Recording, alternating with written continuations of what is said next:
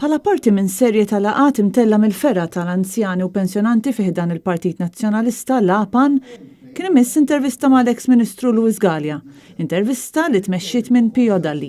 Fost oħrajn Luis Gallia qal li biex tipproġetta s-soċjetà ideali tal-ġejjini trid ħares lejn dik tal-lum mill-bogħod biex imbagħad tkun tista' tfassal dik ta' għada.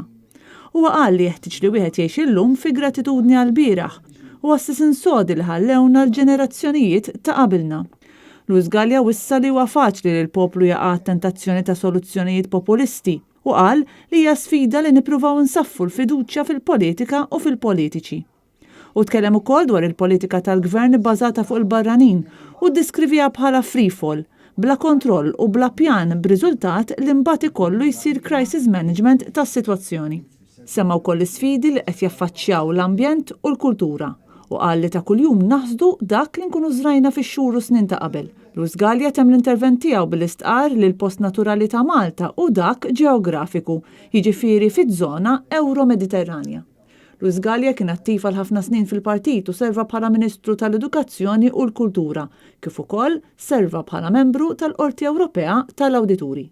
Il-laqgħa ġiet indirizzata wkoll mis-Segretarju Ġenerali tal-Partit Nazzjonalista Clyde Puli.